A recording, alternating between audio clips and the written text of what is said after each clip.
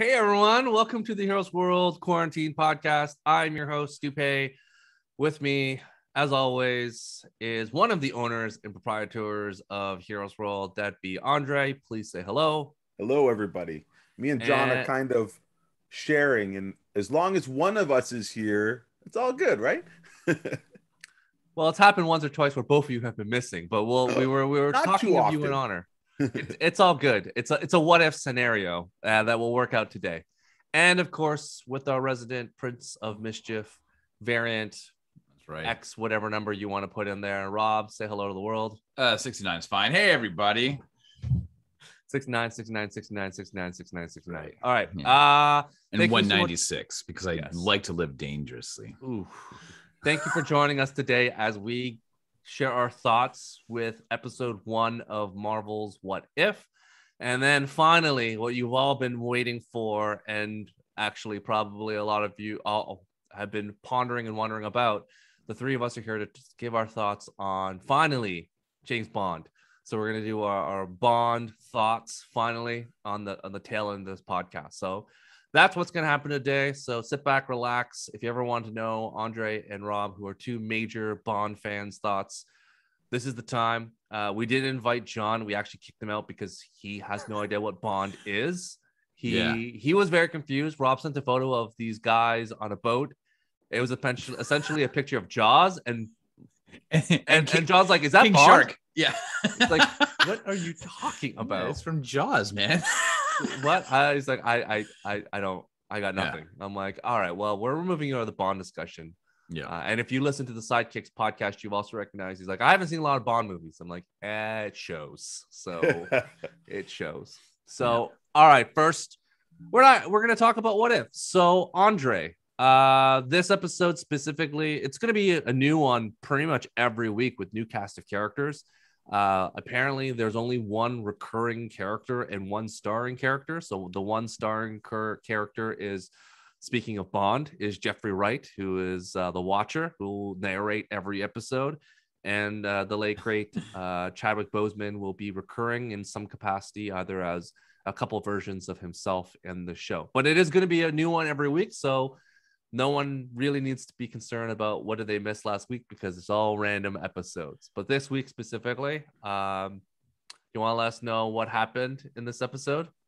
Is this a spoiler-free summary? Yes. No, just spoiler. Okay. Just go for it. It's been out since Wednesday. All right. So episode 1 of What If, I guess they planned it. It was basically what if Peggy Carter was the first Avenger. So a great way to kick off the series. It goes all the way back to the Captain America First Avenger movie.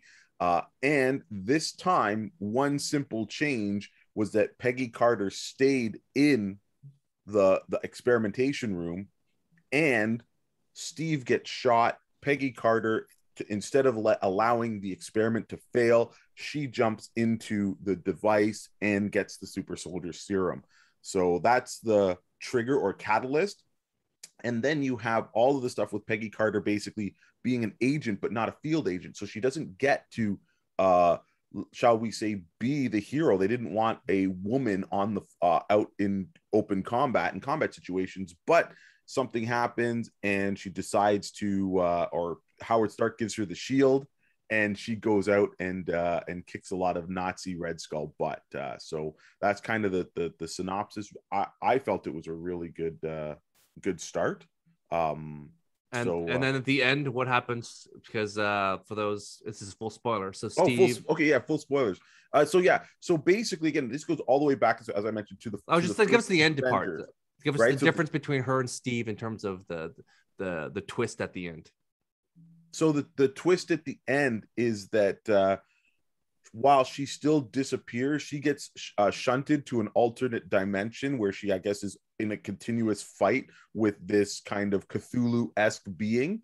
And when she gets brought forward, she just walks out of the portal. So she wasn't found in ice like Steve. She didn't sacrifice to stop the bomb. She sacrificed to stop this being that the Red Skull had summoned. And she comes out still in fighting form. She's got a shield. She's got her shield and she's got the sword.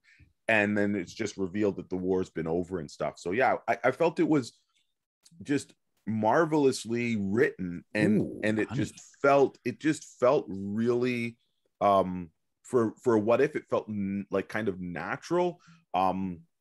There's not too much I could say that was wrong with this episode or bad with this episode. Like I really felt that the having Haley Atwell's voice back in there was perfect. The art style was amazing. It kind of, usually I really like the DC art style, or I've not art style, but DC's animation has been, I feel, so much better than Marvel stuff.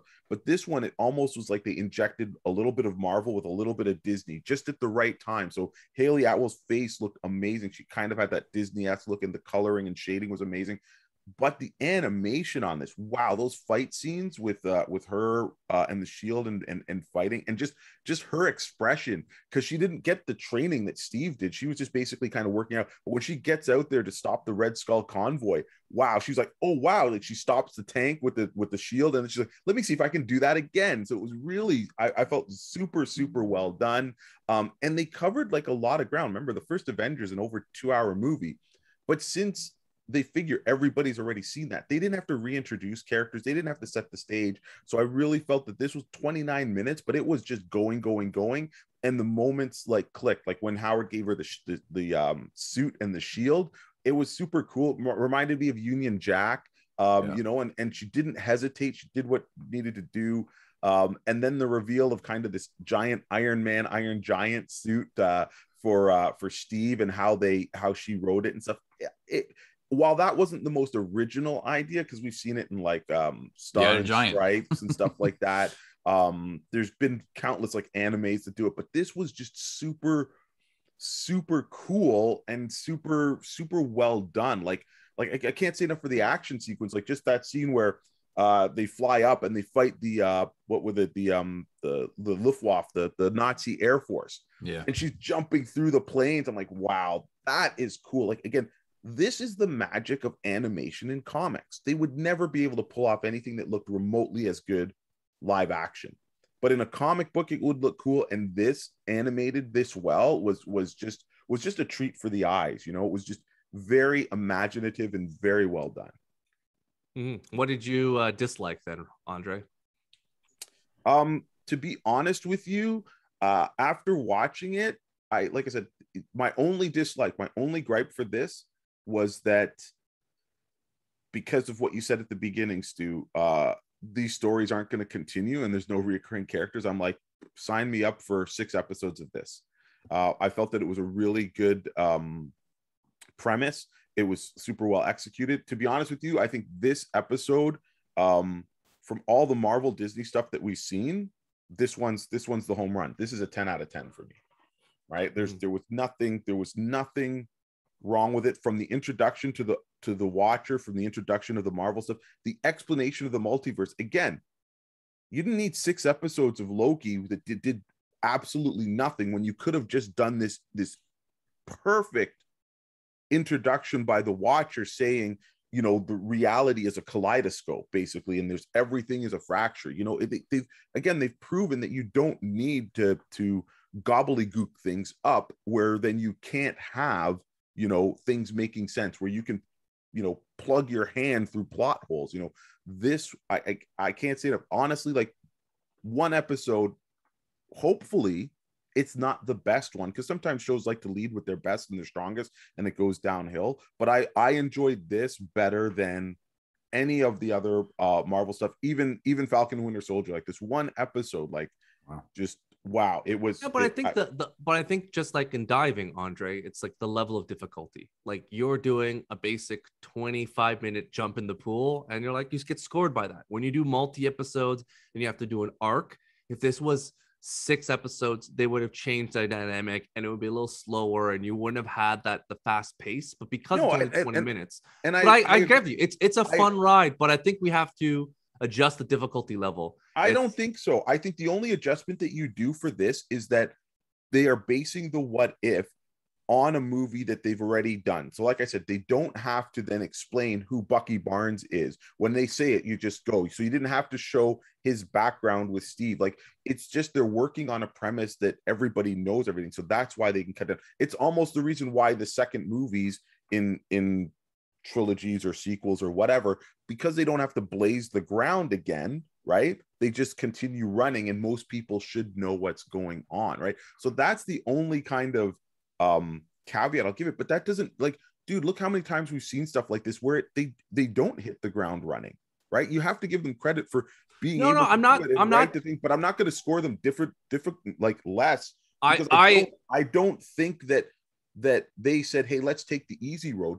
They could have taken the easy road and it could have been, but I think they put the energy and the creativity like into those fight scenes, into the character. Like, I really felt for their budding relationship. Like, she's like, you still owe me a dance. Yeah, okay. And like they put those things, they didn't have to put those nuance. We've seen shows, and especially cartoons, where they just like don't put any of that soul into it, and we're just like, yeah, this is really missing. Sure, it's a great voice acting job, but there's no connection. Like you know, we watched, what was it, the Justice Society World War II one, and we all said it was like, yeah, it was a little too long, and not all this was 30 minutes, right? And they hit it right. So do I know if they could if they get 6 episodes, would 1 or 2 of them maybe be dry?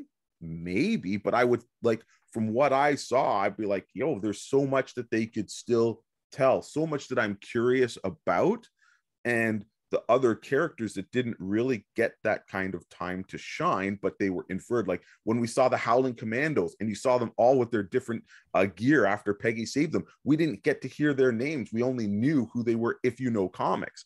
But that would have been so cool to see, what did they do after she disappeared? You know, how did they come across the Tesseract again? What were they like?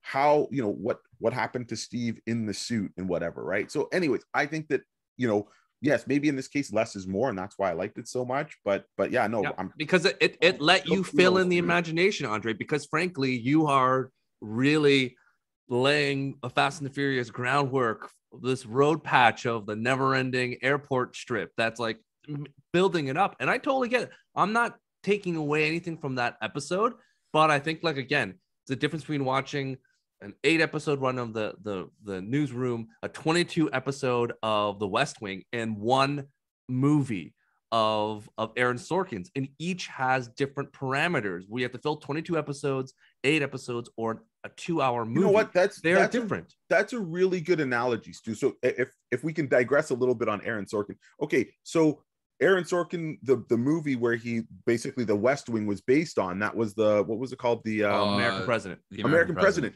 That's an amazing movie. Then somehow he puts together actors and stuff that you get. What would you say? At least the first 5 seasons of West Wing are super strong. Yeah. So if I gave that movie an 8 or 9 out of 10, I would give the series 9 out of 10. Then you can go to a shorter season show like The Newsroom, and the first 2 seasons of Newsroom for me were probably close to 10 out of 10. The third season I didn't think was as strong. So I get what you're saying, but sometimes if somebody's good and they put effort in, you could have all the things be good. That's like saying, you know, I'm sure there's some authors out there who could write a single book, right? And it'd be amazing. Then they write a 15 novel series and it's amazing. And then they also write an anthology of short stories.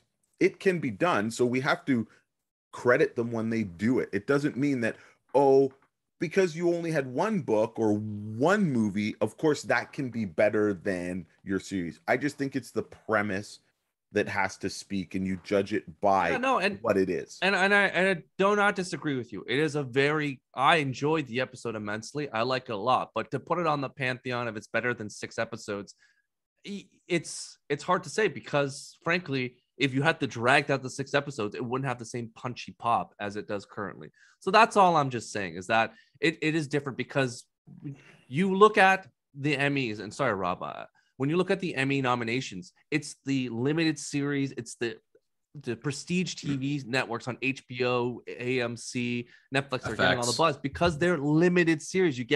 There's less, and then you have to basically drag a story for 22 episodes. That's the extreme. When you have 22, like Lost, like if that Lost was 13 episodes a season, oh my God, Lost would have been probably even better, because you didn't have to drag this out. But at the same time, then you have to like pay the actors and do stuff. So again, it's just a different I go back to past the Olympics, whether it's diving or gymnastics, there's the judges grade you on difficulty of program, either difficulty of diving or it's not just a sprint. It's not just the fastest person. It's about what you're doing in the air or their technique, or if there's a little bit of water that splashes out. That's how I'm grading it. And it executed everything in the short program, but I'm talking about the long program. Right. So but you brought up the Emmys, but again, let's bring up the West Wing. The West Wing was 22 episodes and they won. They were a powerful show. You got to go back. Yes, sure. These short shows now are dominating on, what did you call it? On Prestige networks. Prestige TV, but it's because they are spending a lot of money. But back in the day, it was the St. Elsewheres. It was the but we didn't have network TV back then. It's kind of like you can't grade you can't mix sports analogies out. You can't talk about Michael Jordan playing against LeBron. It's like they're two different generations with different rules because the network was the biggest thing, and now it's streaming that's the biggest thing. And networks, like, when was the last time a network show won an award? It's like, when's the last time a network show spent the money that these streaming service shows can? I don't even know or have. I don't even know it's about money at this standpoint, because again, it's kind of also in terms of just, well, you can spend more money per episode because you're only doing 13 episodes. Exactly. But then that's the whole issue. But if I can say I've got $1 million and I'm going to do 6 episodes and I can hire this person for a cameo and I can spend this much on special effects, that's totally different than like you said, the network's got 22 episodes. Well, Euphoria didn't spend more money. And which the one? New, like, Euphoria didn't spend more money. Zendaya. That like, if you look at the HBO east of Mayortown, I'm telling you, that's not more money. So, like, again, it's gonna show, like, there are small productions, and you look at, other than The Crown, which is spending a lot of money to recreate London at that time period. The Crown, it's a dramatic show where they're just talking back and forth. So, and we're going to go, like, it's not like we're talking about Star Wars, Mandalorian, or these big Marvel budget ones, because frankly, they got nominated, but I don't think they're going to win anything. They're just going to be swept to the side, and other shows are going to win. So, all right, Rob, we on a tangent. I apologize. Rob, give us your thoughts. What'd you like? What'd you dislike? I think we have to look at the fact that HBO, oh wait, we're not talking about cable premium. You can talk about it. Yeah, no, please, if you want, if you have a point. No, I was just going to say that obviously the HBOs and everything else, they push the boundaries that broadcast networks are not able to do, right? They can say, fuck shit, do everything else, and broadcast networks aren't able to do that. And they also don't have commercials, and that makes things a lot different. And to your point, Lost, the first episode of Lost was $2 million for one pilot. It was $2 million for the one pilot. Of the best pieces of television out there. I'll admit the first episode of Lost was fantastic. Yeah. So this is interesting. I'm happy that Andre liked it. I was a little bit nervous going into this, because if anybody had been online and read any of these pre-reviews, now I don't read the reviews of the shows before they come out, but you see the taglines, and it's like, a lot of the reviewers were giving the first 3 episodes, much like WandaVision, and every reviewer was like, it's okay, the first episode okay, wait till episode 2 and 3, it really explodes. So I kind of went into this thing thinking, it's just going to be an average show, whatever. I was pleasantly surprised by how much I enjoyed it. I agree with Andre. I agree with everything that Andre had said, except for the fact that I don't necessarily need any more, because I think these stories do exactly what the original What If comic series did, is that it leaves you wanting more, and it allows you to create further stories in your head, because then they never really followed up with secondary issues, right? But for me, like, the animation looked like in some intense rotoscoping, and I would not be surprised if that's the way they went and did it, if it was all filmed with people in jumpsuits on stage, and then they just had the animation drawn over it, because it looked so fluid. I really think that's straight animation, man. Well, yeah, but you look, but they still use references, Andre. No, of course it's reference, but I don't think it was the green screen roto like that. But we could research it. So yeah, because I know that it took them a long time to make this series because of the intense animation stuff. So it reminded me of like Scanner Darkly and everything else with the way that they had done it. So I loved hearing some of the actors come back, including Stanley Tucci as Erskine. Ross Marquand, I mean, this guy is the man of 1,000 voices, right? Although this is the second time he's done the Red Skull, so at this point, I don't even remember Agent Smith as Red Skull anymore. Yeah. Hugo Weaving. So for me, it added a sense of fun, not reality or realty, but a sense of fun hearing these actors who have done these roles on screen, and you hear their voices. And the guy who did Steve Rogers, obviously is not Chris Evans, and so that was the one thing. It's like you're hearing the voice of Peggy Carter, you're hearing the voice of the Red Skull, you're hearing Erskine, you're hearing all this stuff. And so it really is a what if come to life. And then you're hearing these other day actors who are subbing in for some of these other, you're like, it kind of, for me, is like, I wish I had it all. But that's just me being greedy, right? Because it's just so cool to kind of have these.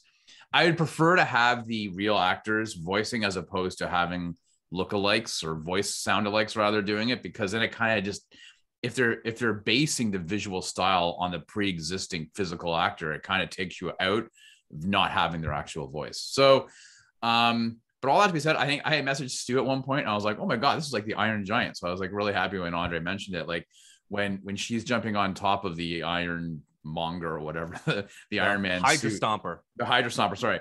And I was like, it's like the Iron Giant. Like there just seemed to be a lot of enjoyment out of this. Like, I don't know if it was heart.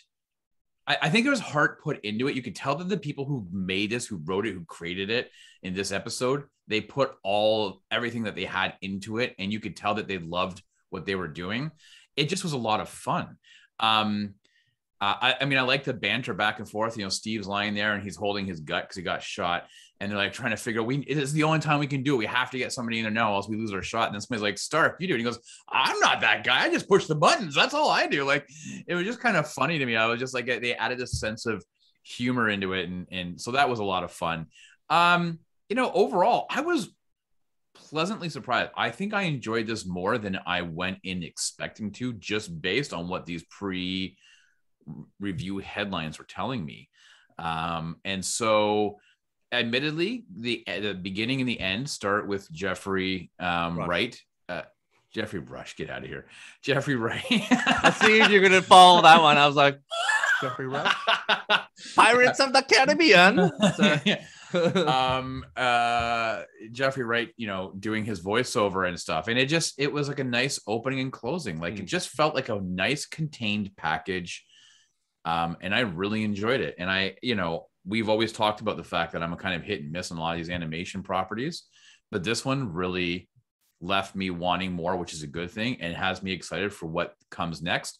But admittedly, I'm excited for what comes next, knowing that it's not a continuation of this story, right? Like, I think that for me, it makes it even more exciting for me. So overall, I'm really happy with it. I don't know why people, who reviewed it were not as taken with it. Oh, the one thing I wanted to say is that Andre was asking, because the Union Jack, apparently they were told by Marvel, you can't name her Union Jack because we have plans. So we'll see what that's why they call also it Captain Carter. This character is from the comics. There was a comic book that came out. I want to say, I might be wrong on the year, but let's say about 2018. Just wait on that, Andre, because I'm going to ask a question about that. Anyways, we'll jump back. Rob, what did you dislike outside of the voice acting?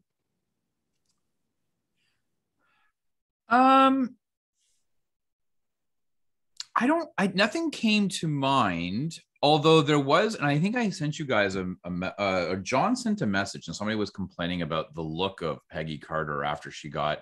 I think it was John, probably. Yeah. He's not here, so we can blame him and throw him under the bus. Somebody had complained online about how masculine they made Peggy Carter look. That essentially it looked like they had somebody else's body shape and then they threw on Big her. Barda, I think. That was what I said. I said when she comes out of the, she looked like Big Barda, and I was like, and so there were some people online, and so, I don't know, I can understand some of that criticism. But that was based on the character, because it's not the new super soldier serum that we discovered in Falcon Winter Soldier, because that was like, no, it was the that original one is like, you're going to be awesome at whatever shape you are. So they got around like, guess what? You don't have to work out anymore. You can just, here's the thing, this little person with no muscles can fight anyone, and you don't have to go to the gym for six months to do it.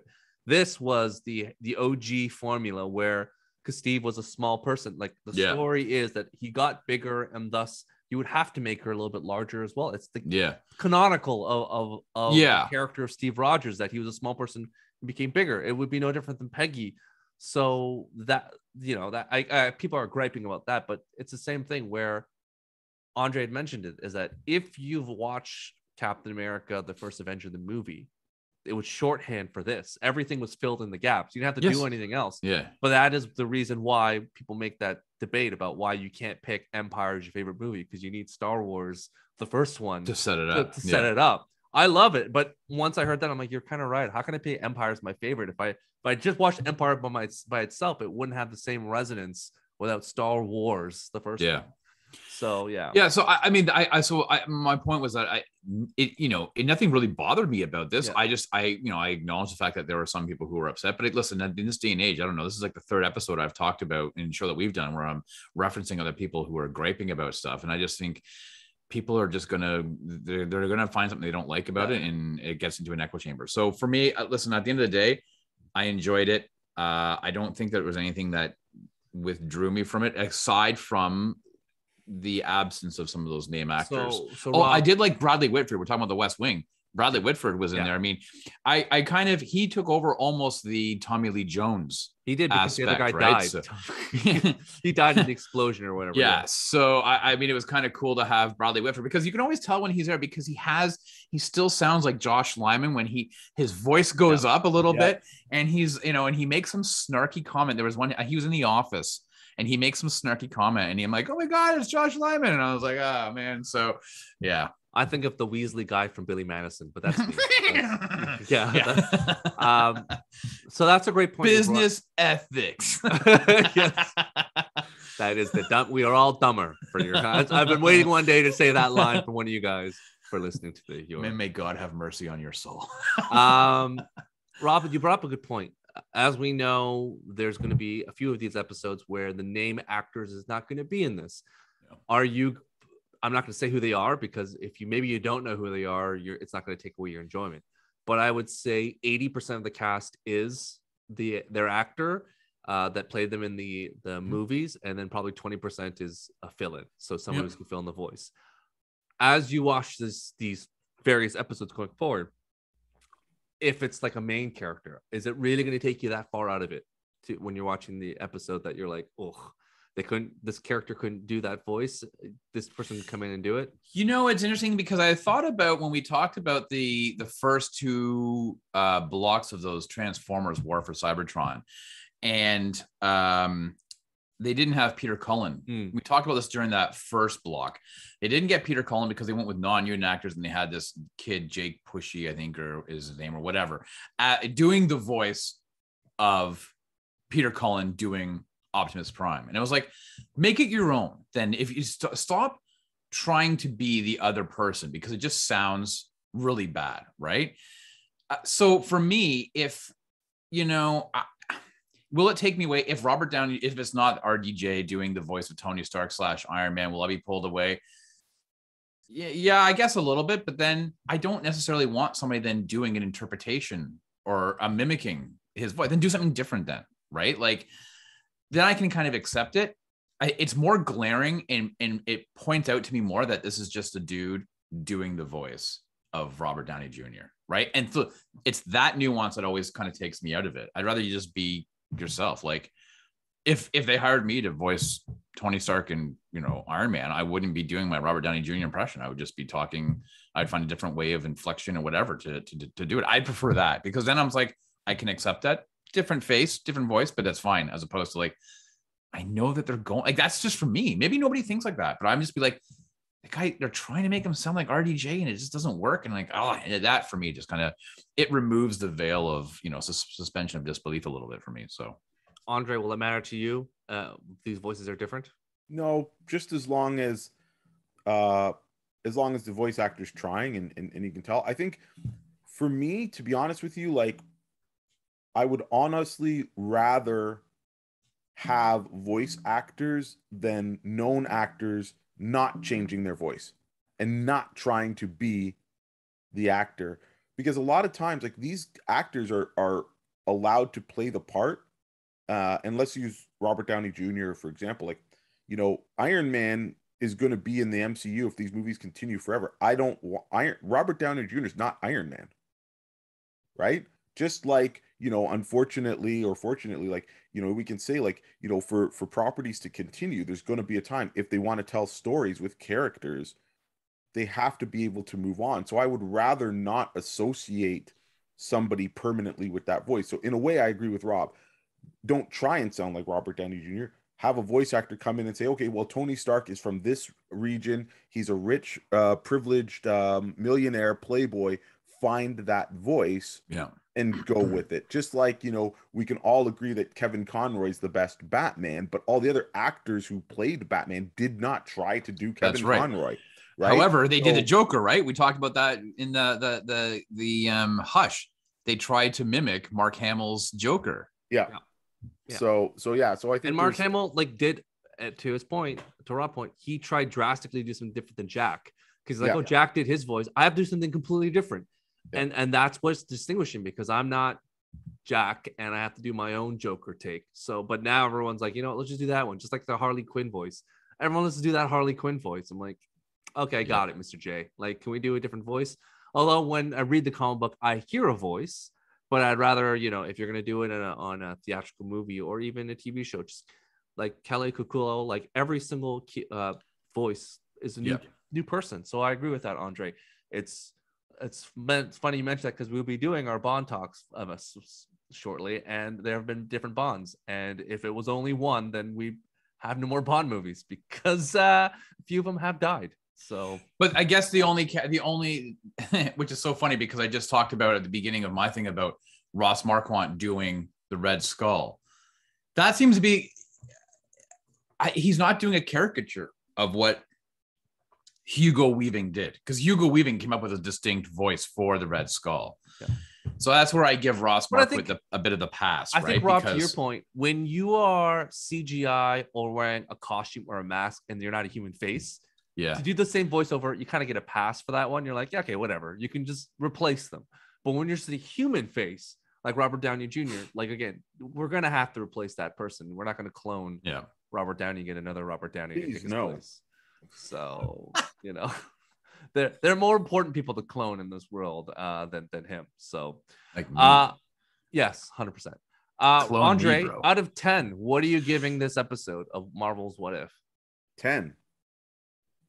Wow. Okay. Rob?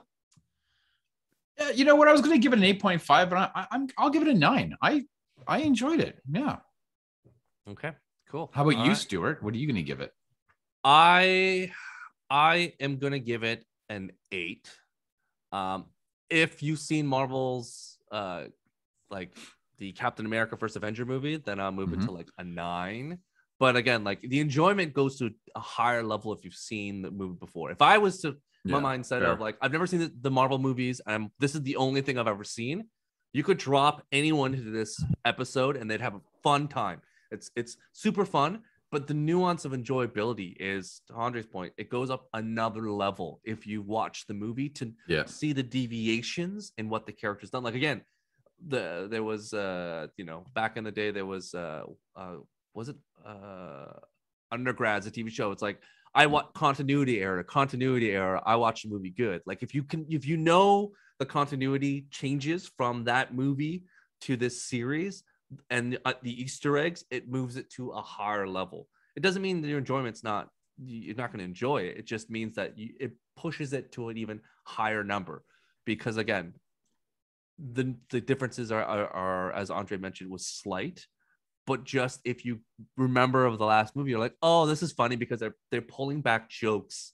And that's the nice thing about these kind of what ifs, is that, you know, they have a reference material of that movie and MCU. It's like, just pull from this, watch all the MCU stuff, and then you can just pull from that. And then you can splice it into a quick 22-minute or 30-minute episode.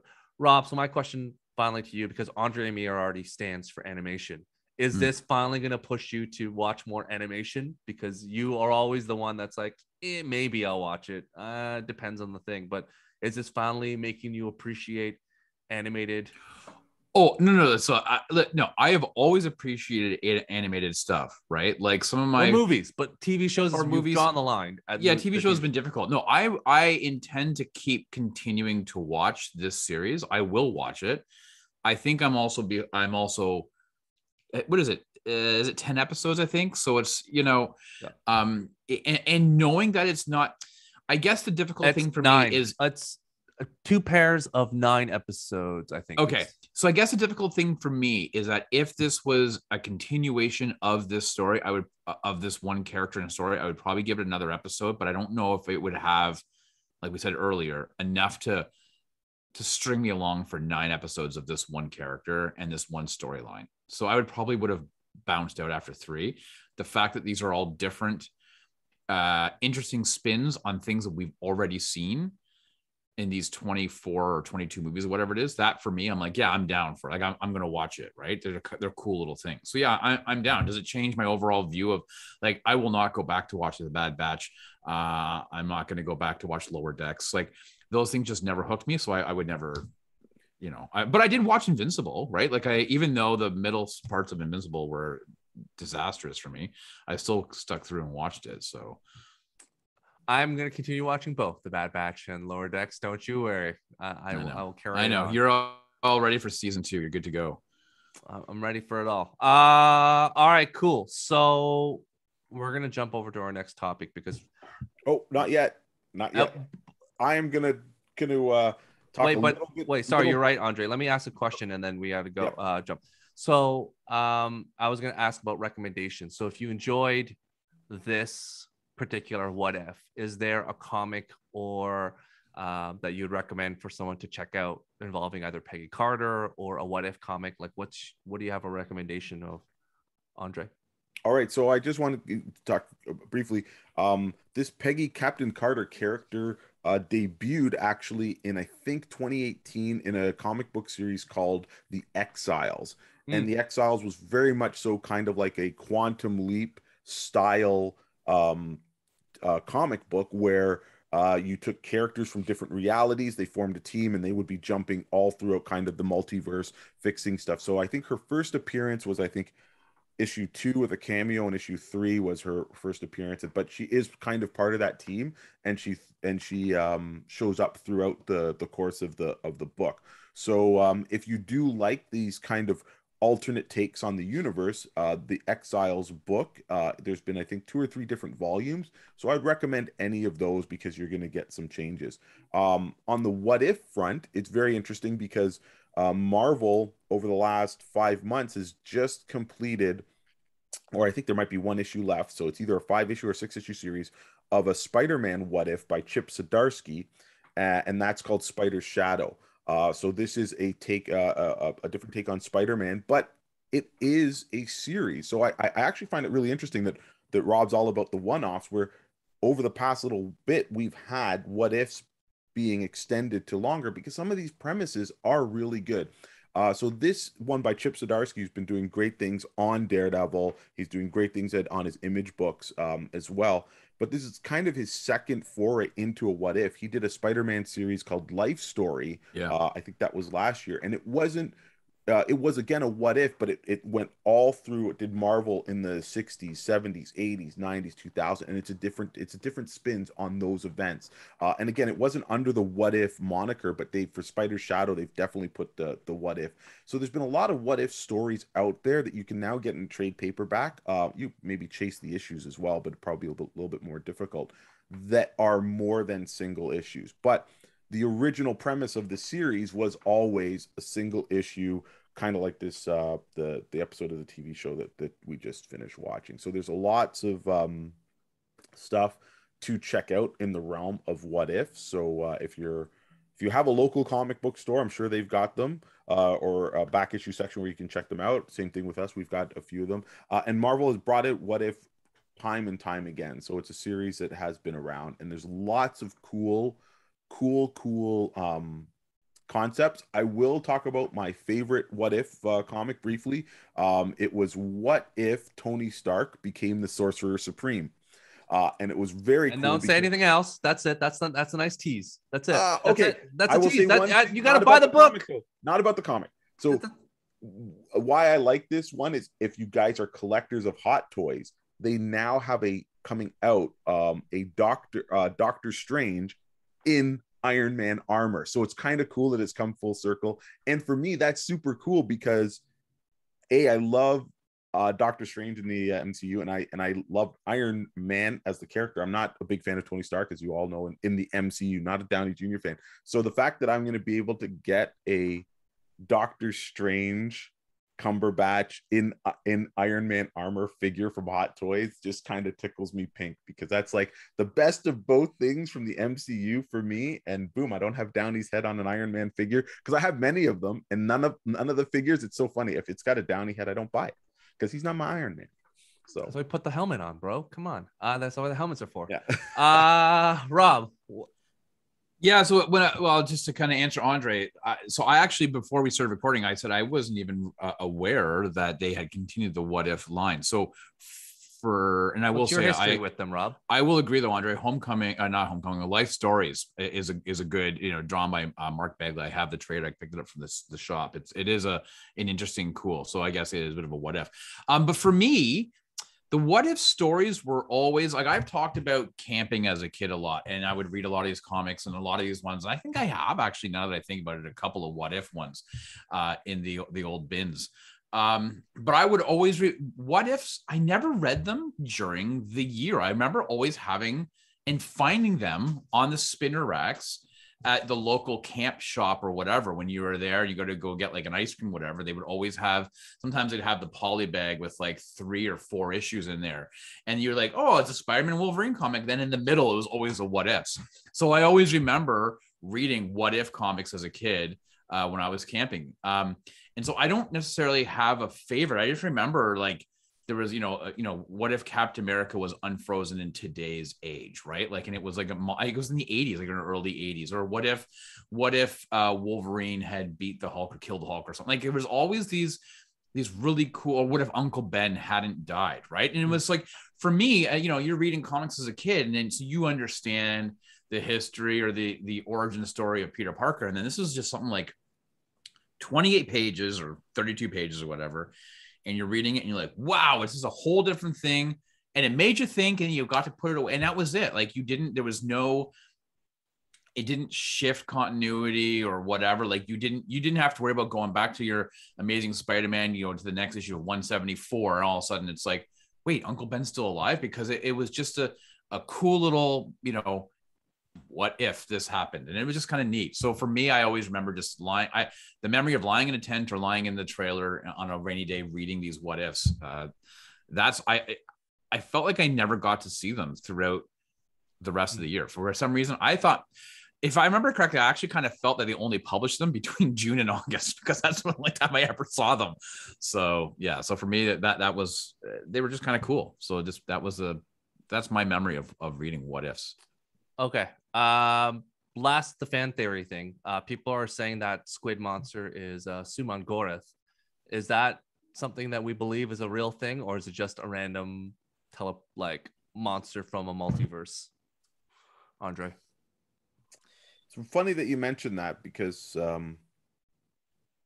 it could be, but I didn't get that impression when I saw it. And I think because they've done a really good job in this episode animating and the character designs being so close to what we know. Like, her costume really is just a nuanced version of the Union Jack. But there's the scene where that monster opens up and it's got the beak and all that stuff. Sure, Gorath doesn't have that, right? He's the giant eye in the center and the different tentacles. So unless that's the one thing they radically change, or they want to shoehorn that in later just to say, oh yeah, there are more monsters like that and we can pull from it. But I wouldn't think that would be Shura-Gorath, but doesn't matter, right? Yeah. Rob, any thoughts before we jump to Bond?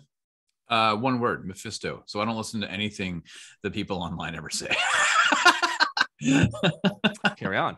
All right. Yeah. Here we go. Thanks for that. Here we go. Our James Bond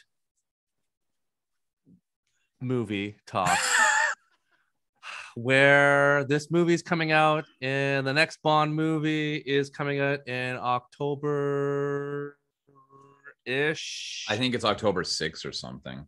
Oh gosh, yeah. I'm just double Good check. luck. Yeah, October 8th. Good maybe. luck. The movie is No Time to Die, coming out in who knows? I think it's early. I think it's October 8th in North America. Yes. Don't buy your tickets in advance, folks. Yeah. So the movie is coming out, and we're going to talk about Bond because it makes sense that we're going to discuss that. And why not Bond? Because nothing can possibly go wrong. And we're going to continue on talking about that. So we're going to put it into the world because Rob has been Charlie Brown several times. And it's an ongoing joke in our chat that every time it's like, this Bond movie is coming out. And then they release new trailer. And then, whoop, that football is gone. And Rob lands on his face and we laugh at him. That's happened. If you think about it, if this movie had come out when it was originally supposed to, right now we would be talking about who the new Bond is because they would start doing pre-production about getting into a new Bond, but they probably would start filming it in 2022, 2023. We would already have the announcement of pretty much who the new Bond is. So that's how crazy. Do you think they've picked a new Bond by now? No. What I'm saying is, had they released, they would have already at least figured out. Yeah. They would have already had announced who the new Bond is, and they probably would have started pre-production to start cameras rolling midway through 2022. Find a new director, because I don't think Carrie's coming back for round 2. Speaking of True Detective, it's a whole different story. So, all right, Andre, who is your favorite Bond? My favorite Bond, Pierce Brosnan. Why? Wow. I did not think you were going to go that way. Why? Because to me, he's the perfect epitome of what that kind of modern Bond is. He's like, when he was in Remington Steele, I think he was supposed to be the Bond instead of, was it Timothy Dalton, but he couldn't get out of his contract. The guy he's slick, sophisticated, smart, savvy, all of these things, looks great in the suit, and he pulls off that like aloofness, had like the first Bond I grew up watching was Roger Moore. Mm-hmm. And he's gonna be my second Bond, but that was like my mom's Bond. That's like she got me into Bond watching it with them with my parents. So that's a very, very close second. But when Brosnan got it in those movies that he did, like for me, that's it. He's a spy, and he's gonna slip in. He's gonna be able to charm, trick, and stuff like that. But when the action needs to get going, he's all right in there. But the action isn't the thing. He's not going to think with his fists first, right? And that's what I really think that is, because if he did, that would always, like, people just be like, okay, you can't buy this guy, right? So unless you're 006, and then he doesn't do a plan at all. He just boop boop. Rob, who is your favorite Bond? Well, just jump on to what Andre said. So what happened with the Remington Steele thing really quickly is that they actually had signed him to play Bond. Remington Steele had been canceled, and on Sunday night at midnight is when his contract was officially expiring. They were announcing him Monday morning at 9:00, like local London time, and at 11:50. The network said, because of such a huge buzz about him being casted, we're renewing Remington Steele. And that's what took him out. Literally within something like 15 minutes, lost his opportunity. Move. He was pissed. Yeah. But if you think about it, and I'm on a digression, but if you think about it, though, had he appeared as Bond during those times, he was way too young looking to be like the Remington Steele. He's one of these guys that he looks younger than I think he actually is. And so I think that his time as Bond came at the appropriate time for the look of his features had matured and aged and everything else. Had he got it at that time, and you take those movies, he could have been Bond for longer, right? So I think that's, well, for me anyways, because he only did what, three Bonds? No. He did Pierce Brosnan did 4 or 5. He did. GoldenEye. Tomorrow Never Dies. He did World 4. Is Not Enough. 4, yeah. So Die Another Day. 4. Yeah. He did 4. He just would have done 5. Liked to see him more, right? Yeah. So, okay. So who is my favorite? This is a difficult question because there's always caveats with me when it comes to this. But I'm going to go with and I feel like this is what everybody always says. They always go with the original. They always go with Sean Connery for the most part. Oh, I you're going really for am a big. George. I really am. What's that? You're going for George then. Yeah, no. Although that's one of my favorite movies. No. I really like Daniel Craig as Bond. I just feel like those last couple of movies, they've made him so old that it's kind of, and so this is the funny thing is that I like Sean Connery's portrayal as Bond up to a certain point. Once we get to You Only Live Twice, he's starting to age pretty rapidly. Well, so he comes back after he leaves, right? And Diamonds Are Forever, he's no longer the suave. Same with Roger Moore. Like, this is the thing about Bond is that if you can't crank these movies out in a fast enough pace, people age. Humans, we get older. And so you can't portray this unless you're suave secret agent, right? Or Paul Rudd. You can't portray these suave secret agents if you're like into your 60s and you look like you're like in your 60s. It just doesn't work, right? Like it's not believable. So I would go with Sean Connery, his portrayal as Bond up until maybe even I would say probably Thunderball. So those first 4 movies that he did, right, are probably for me the best portrayal of Bond. Okay, Andre, who's your favorite Bond? Sorry, who's your favorite Bond? Daniel Craig. Let's go with that one. Sure. I to your point, it's like, I get what you're saying, Andre. I think I saw GoldenEye in the theater with my uncle. He took us to watch it, and I loved. Like, that's probably the first James Bond I saw in the theater. Before that, it was basically on VHS, and Pierce Brosnan was the fun Bond that it's kind of like Fast and Furious. Like, that's the template that they're going for.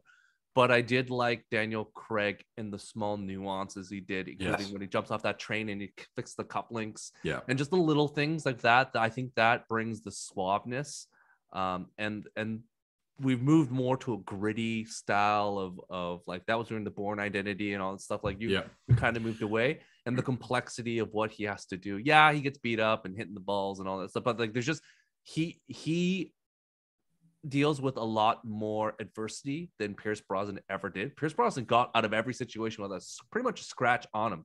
He's awesome. Like, he's like Batman, like no problem. Exactly, he just solves it. But the problem with that is that after like 2 movies, I'm like, can you at least pretend like he's sweating, like he's in peril? You know what? And though? like, it's not really there, right? Yeah. And Daniel Craig, to his thing, like he's not infallible. But like he does make mistakes, and he kind of reminds me a lot, to say this a blasphemy, kind of reminds me a lot of Dick Grayson in terms of like a Nightwing type of like he's Batman, but not perfect Batman. And that's kind of what I like. The perfect Batman is, in my mind, always like the best when he's like Hooded Owls, where he's figuring things out and he's not like 3 steps ahead of everyone else. That's the best Batman, in my opinion. Not he walks in, is like, I have a plan of a plan, and then I have this, and then like, and then the room's set up, and blah, blah. I like it when he doesn't know and he has to use his brains to figure things out. And that's where Daniel Craig steps a little more than Pierce Brosnan. Because Pierce Brosnan, even on the snow thing, like he's flying on the snow and he's on the thing shooting everywhere around. I'm like, oh, okay, this is like fun. So but like you forget like one of my favorite Bond moments, and I wish they would do a little bit more. So you're absolutely right. The Bond moments we're saving to the end. No, not moment. I sorry. Okay, you forget the movie where I think it was Die Another Day, where he's in Korea and he gets captured, and he's captured and tortured as a POW for years, and they don't get him out.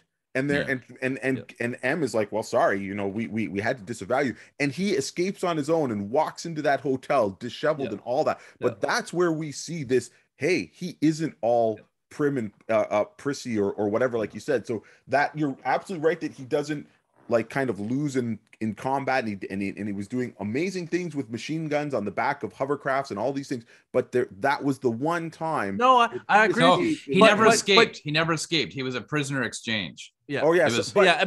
But even then, Andre, he didn't have any ramification. Like he couldn't like Bond. Daniel Craig could barely shoot a gun. He was like, I can't shoot. Like my hand is shaking. Like I'm a broken man because of what happened. So, like, you know. So Stu's saying like, so if you take what Andre just said about Die Another Day, And then Stu's saying, well, he had no ramifications. But then you take Skyfall, so Bond's been out of the game, and then he got shot in the shoulder. He was gone. Remember, he was drinking, with scorpions on his and all that.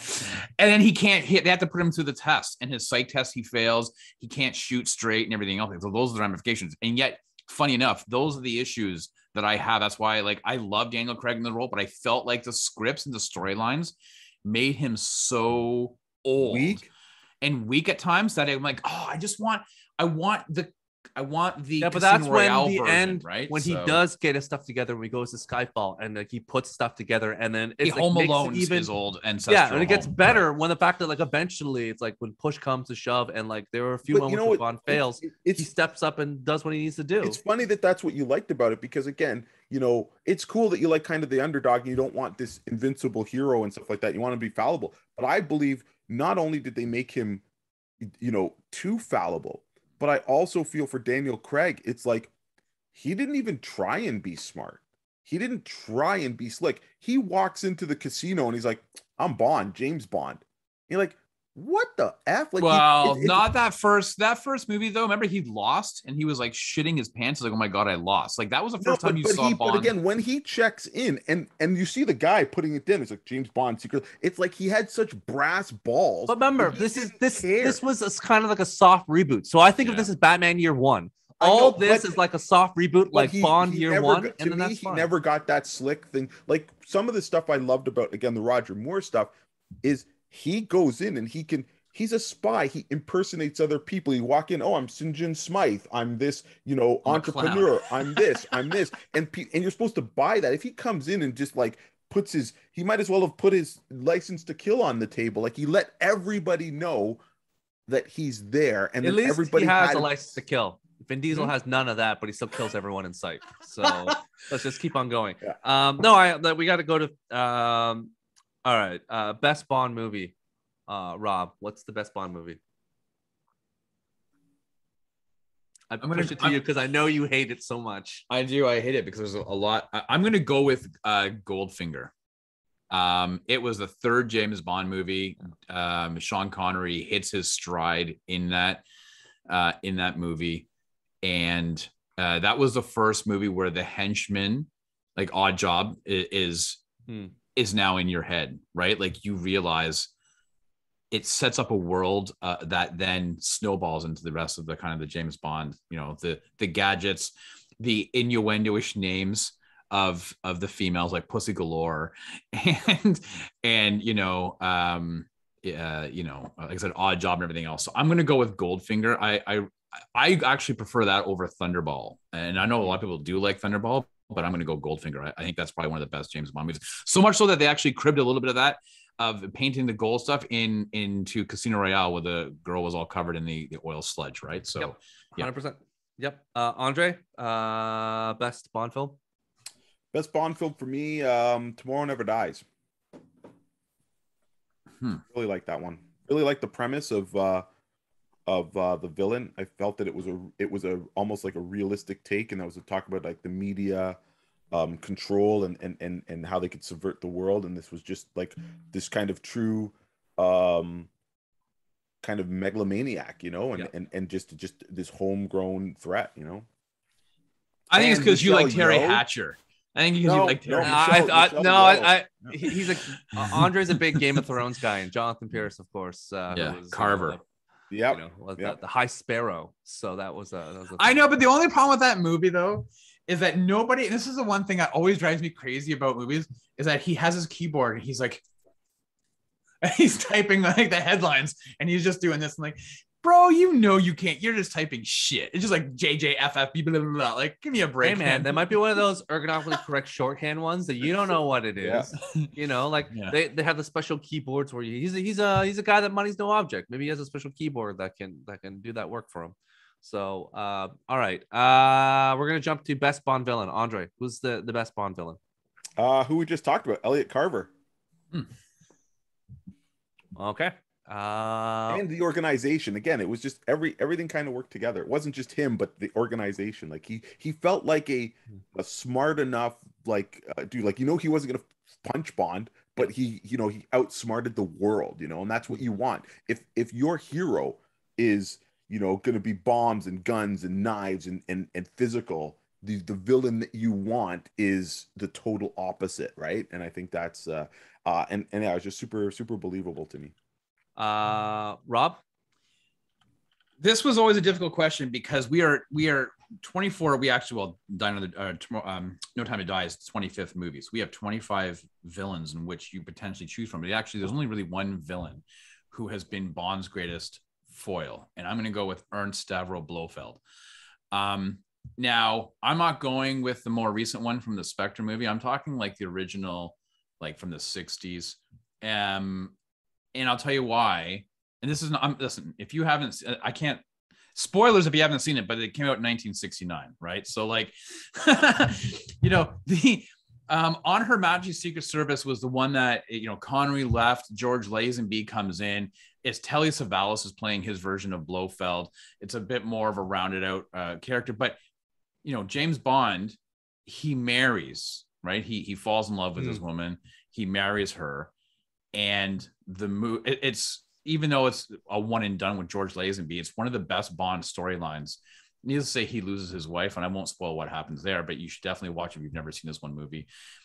And he gets, and you see the humanity and the vulnerability of James. This is a, super spy. You couldn't kill him on a train. You couldn't kill him on a boat. You couldn't zap off his nuts with a laser. You get to him by killing the one thing, his vulnerability. He fell in love with somebody else. He never did that. He was always like, pre-Me Too movement, banging all these other girls for God and country, queen and country. And he falls for somebody, and that's how you get him. That's how you destroy James Bond, is you break his heart.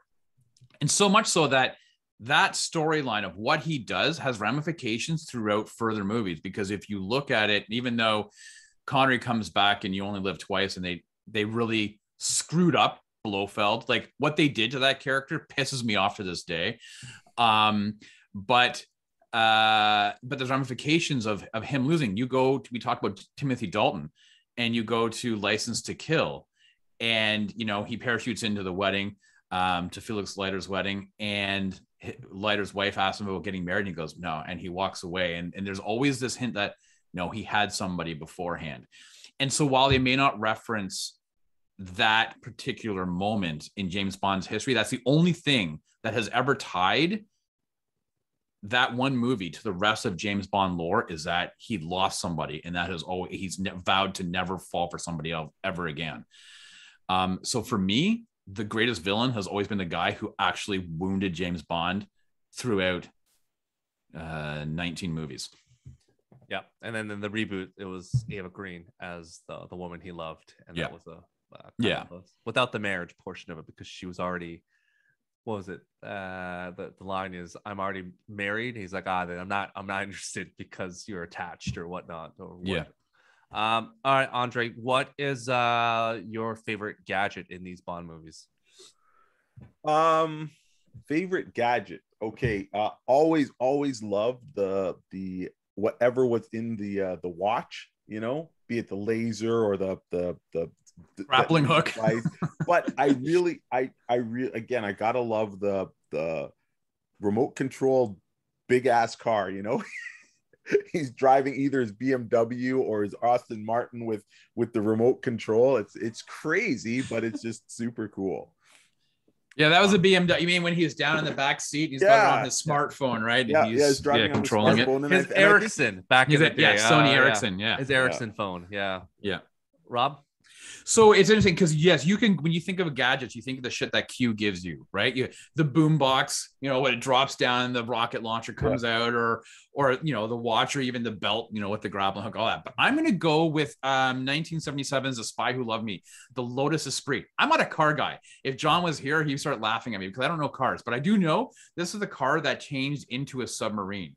Like for me, that is the crazy, and they actually made this car like the wheels fold up and stuff like that. The fins pop out, and the windshield, they have the flaps come down, and off it goes. And like I was like, wow, like that to me is just phenomenal. Like that was just so cool to So see. cool. Even now, when you look at it, it's a cool looking car, and then when it's becomes submersible and it's a submarine, you're like, come on, man, like that's great. So that for me is the best overall gadget. Yeah, for sure. Awesome. And sorry, I should say there are a lot of gadgets that are always showcased in these movies that he never actually uses. That was the best part when you go to Q Branch and you see Q and you see them testing stuff out, right? And there's always the one guy that's always, they're doing the phone booth, and all of a sudden, it explodes and he's like stuck out. Like there's always these cool little gadgets that Bond never actually used, but man, you would see that stuff and like that was just great. That was their inputting of humor when with the old Q, and then John Cleese did a small Desmond Llewellyn. Yeah. And he goes, and what is this? He goes, don't touch that. That's my sandwich. Yeah. All right. Last Bond question as we tell this off. Your favorite Bond moment, Andre? Man. There's so if it's many... from the same movie, Andre, I'm gonna be very questionable whether you've seen any other Bond movies. If it's from License to Kill as well, I'm like, favorite Bond moment. Well, I'm always drawn to like kind of the action stuff, right? I will say, okay, so one of my favorite. I'm gonna go with the scene with the Aston Martin Vanquish in is it The World Is not The World's Not Enough, Die Another Day. So that car, the big car chase on the Arctic where they're at that hotel, that was super cool because the car went camouflage and stuff like that. It went invisible. It was it was the Diana invisible car. And that's why they said no more of this. We have to reboot this series. It was like, Wonder Woman has this invisible plane. It's like, let's do invisible car. Check mark. Yeah. Rob? So I've there's a lot of great moments in these movies, and I've endeavored to, even though Goldfinger is my favorite, and you could think, the thing with the laser, which by the way, as an aside, there was actually a dude underneath that table with a torch that was actually that cutting up. Like that was like, that's how they made that scene with some dude underneath him. He was like, I'm going to zap, James Bond's nuts off here for real. I'm going to go though with Casino Royale, the 2006 reboot. When James is in his drink is poisoned by Le Chiffre, and he starts, like, you can see him sweating, and Le Chiffre's like, kind of laughing, oh, something under, you're not feeling too well, and he runs to the car and he has to put in the defibrillator that's in the car, and he goes and put it in. I know, but it was just that whole moment, right? And then you see it is like, and he doesn't get it. He's like hitting it, and then he dies because the one lead wasn't connected. Like, it was just so you got a problem with a light bending car, but a car that happens to have a defibrillator in the glove compartment. Hey, these things are portable. You can get them. Why would you have it? Listen, I have it at my office. Yeah, we all have one in the office. Yeah. Andre, if you were at my office and you needed it, you would be like, thank goodness you have a mic here. How often would you get a light bending car? it would have more utility than a defib. If you're that you would be rear-ended all the time. Yeah. Because you would drive with it all the time on? I don't think you would. But anyways. When would you be able to drive it in the city of Toronto? Traffic, like, I don't understand. How would you try to sneak around? Rush hour in Markham. Are you kidding me, Andre? You can't hide your vehicle. And if it was invisible, people would walk into your vehicle. Like, you could never turn it on. When do you ever need stealth mode? But a defibrillator, you better believe there are more people having heart arrhythmias or heart attacks and being poisoned and stuff, and then being brought back to life. Well, the poison is a byproduct of jump starting the heart, but there's more probably uses for someone to do that than the invisible car. Sure. We say this now, but that's why the Mikey network exists, because one guy had a heart attack on a golf course, and they're like, oh, they're small enough now, let's make them accessible in all areas. And now there are giant communities of people that do charities to raise money to ensure that they are on site in every building, because if you need it in a pinch, it's the same way Christian Eriksen, soccer player, like, if they didn't, he was dead on the soccer field. If they didn't defibrillator him on site, and they brought him back to life. He was clinically dead. Yeah. So although invisible car wouldn't be able to help him get off the field faster, but you need that machine. I will say, though, the one thing, although Andre, if it was a jetpack, however, then you could fly to the hospital faster. Then that's the difference. You talk about usage, jetpack. You could then, if you're having a thing, fly to the closest hospital, land, and then they can give you support right there. So maybe that's what you need, the jetpack. I will say though, then the one nice thing about in all of these Bond movies is there's always one or two amazing scenes in which you can choose from, right? Even like even like the craziest, you know, even like Moonraker, which is probably considered the worst Bond movie, right? It was atrocious, and yet you still had that skydiving scene, right? Like it was just, you know, it was so cool. Or even like Octopussy, which again, now at that point Roger Moore is long in the tooth. However, you know, it was still, you had that airplane scene in the hangar where it flips to the side and he, you know, flies through the hangar as the doors are closing. Like that's the great thing about Bond. There's always something that goes, wow, man. Every Bond intro is amazing. Like the scene before the cold opens. Yeah. They're always, and especially they're amazing for their time too. Yeah. Right. It's like a mini action set piece or whatever. Right. And then, and those are really cool. And while I would say that most people consider Moonraker to be probably the worst Bond, I will say for me, from Russia with Love is one of the slowest. Now, every time I see it, I don't know what it is. I feel like it's got kryptonite embedded in its waves because I get sleepy watching. I'm like, oh, so tired. And yet it's probably the most non-gadgety spy movie out of the entire lot of them. Yeah.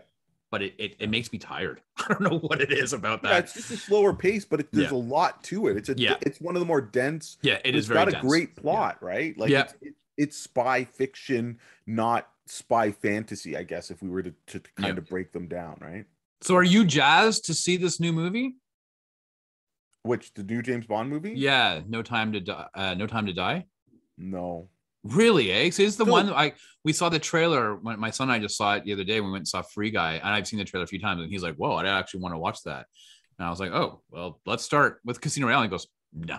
I have I really dislike the Daniel Craig Bond movies. Okay. Because I feel that now I didn't read the original Casino Royale, and everybody says, "Oh, his interpretation is close." And again, maybe it's because of the period of the time where I started watching Bond and what Bond is to me. Yep. The problem is that to me, the Bond movies really tried to emulate what Bourne had done. And maybe, what's his name? Daniel Craig?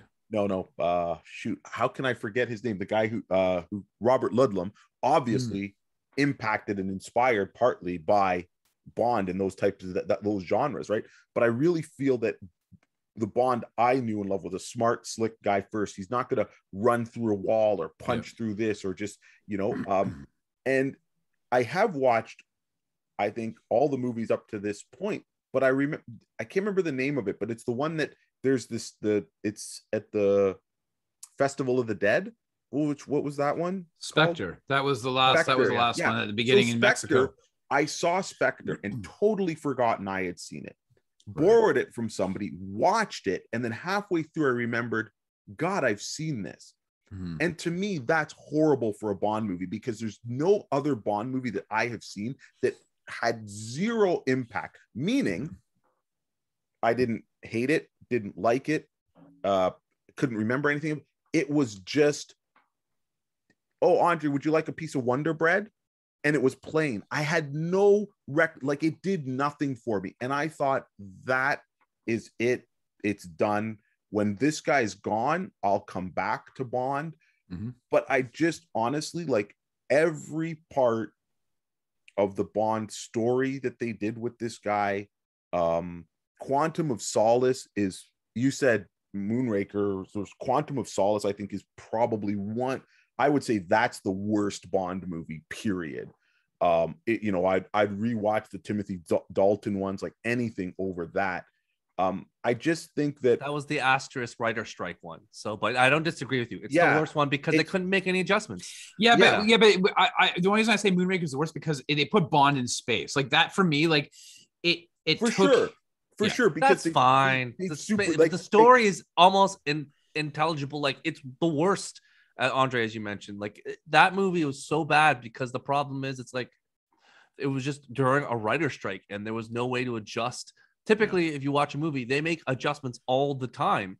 in writing sequences. Like maybe the day of, a writer will do punch ups and do different. They couldn't do it. Whatever the spec script. Daniel Craig was helping write the script. Yeah, like it is bad. Like you.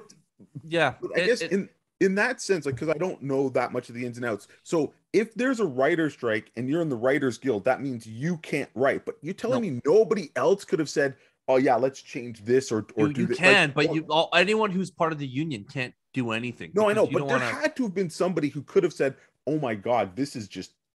They literally made, like, they improvise a lot of that. And so I agree that Quantum of Solace is probably is one of the weakest entries in the Bond. But that being said, if you were to watch it immediately following Casino Royale, like you doesn't go matter right from but like you can understand what they did given the constraints. Like it is one storyline to its detriment, right? Like it's not it's you would have to like not even watch the credits of Casino Royale. As soon as he stands over Mr. White, you throw in Quantum of Solace, and you're like, okay, it picks right up. Doesn't make it any better at all. Like, because it's fine that they started making them kind of like follow throughs and stuff like that. But anyways, not a huge fan. So I will be skipping this one, and I will be. Now, I don't want to say eagerly anticipating who they follow up with Bond. I'll be honest with you. When they had all that talk of Idris Elba stepping up, I'm like, wow, he would be great, because I had just finished watching Luther and stuff, and this guy would be perfect. It's too old. I honestly think that, well, they brought Sean Connery back and stuff like that, but regardless, nobody wanted that. I know, but regardless, I think that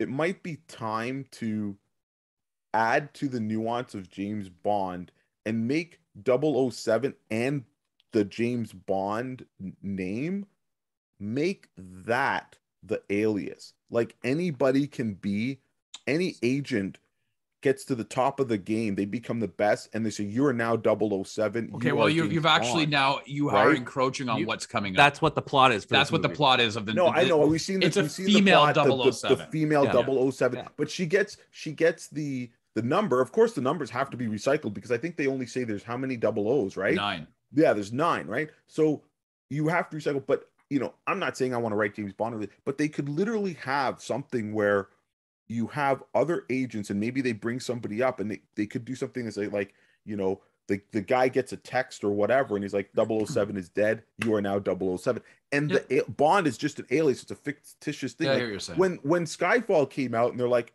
oh, you have this ancestral home, and you're this and this. I'm like, hold on a second. Now you want me to believe that this guy he was rich, he had this and that, but we'd all known he was an orphan to the state. The state raised him. Like, if you are rich, come with money and have a butler, the state's not coming in and raising you. Yeah. So I get the suspension of disbelief 100%, but I'm going to do that for superheroes and sci-fi and all this. Not then you want me to believe, oh, you had this home. Oh, and you hated it so much, Bond, that you never went back, and your butler dude sat there and still did it. And groundskeeper, you didn't garnish butler. Your money from that. Like, he at this point, he's basically, I don't know if he's a millionaire, but he obviously came from wealth. And that aspect of it, like adding that now into the reboot, sure, I guess I forget all the other stuff I know of Bond, but it just never sat with me. So basically, unfortunately, every plot point that they added to the character in the Daniel Craig stuff added to me to not like it. Now, I have nothing against Daniel Craig, but it's just that interpretation of Bond for me. Like, I think that's okay, and I can appreciate that. Let's shut it down. We gotta finish this pod. Oh, Rob. Sorry, dude. I thought we were just conversing and enjoying talking about Bond.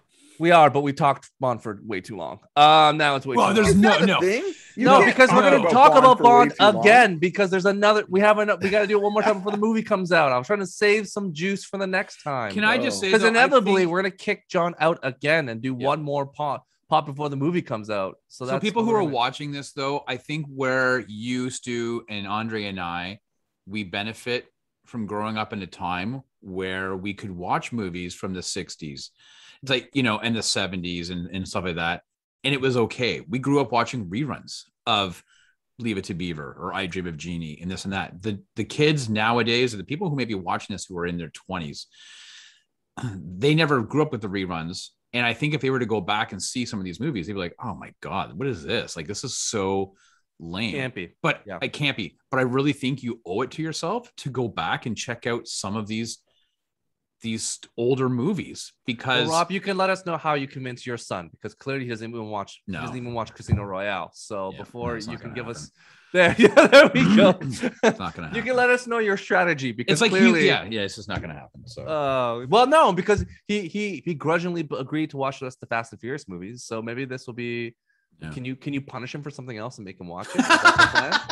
Can you? You're grounded, and we're starting with Tomorrow Never Dies. Like your punishment today is GoldenEye. We're gonna sit but if you don't have a kid who's in their preteens or whatever, you go ahead and do that. I'm talking about the people who are in their 20s or 30s might be watching this. You're grounded. Go watch GoldenEye. We're telling you right now, all of you are grounded. You're gonna watch GoldenEye. Go watch Goldfinger. Go watch Goldfinger and oh boy.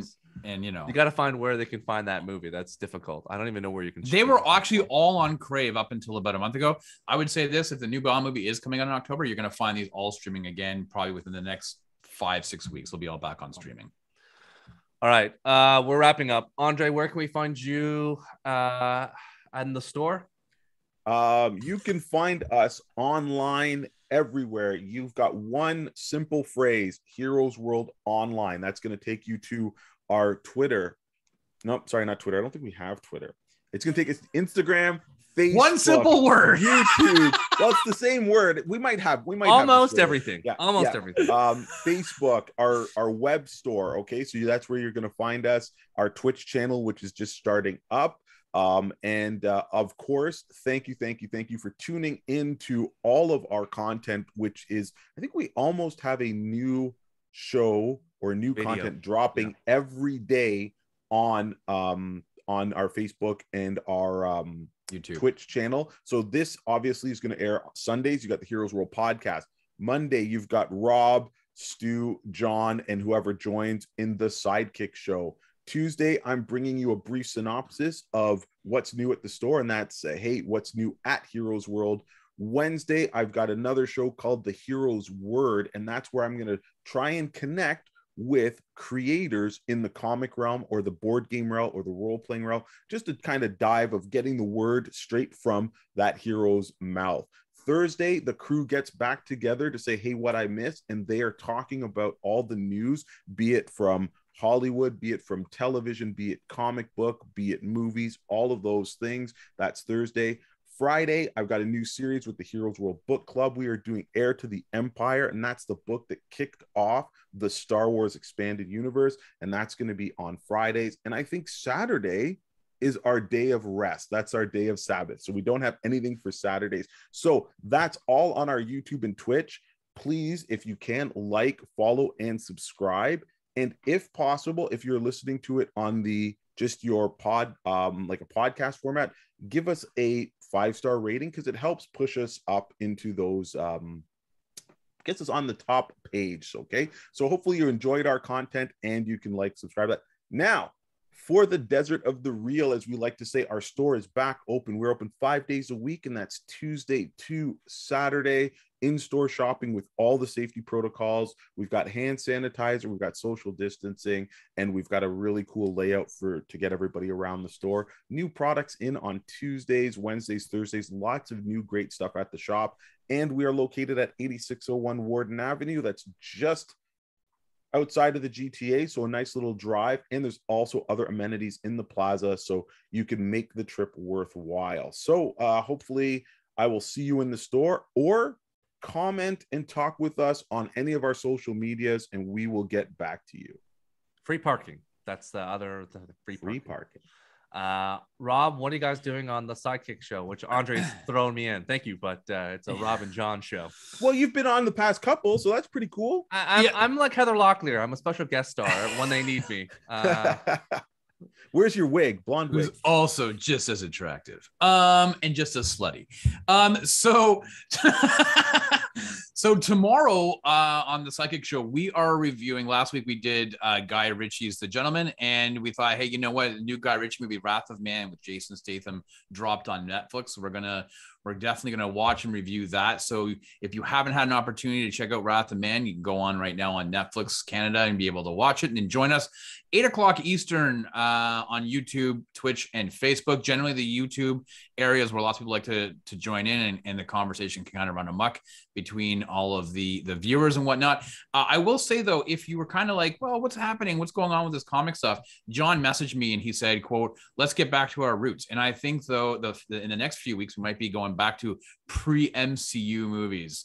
So I'm just going to leave it there. Maybe if you have an opportunity to check out some Spider-Man or Blade movies, you might want to be checking those out, because we might be revisiting pre-MCU movies into the latter half of August. And where can they find you on social media, Rob?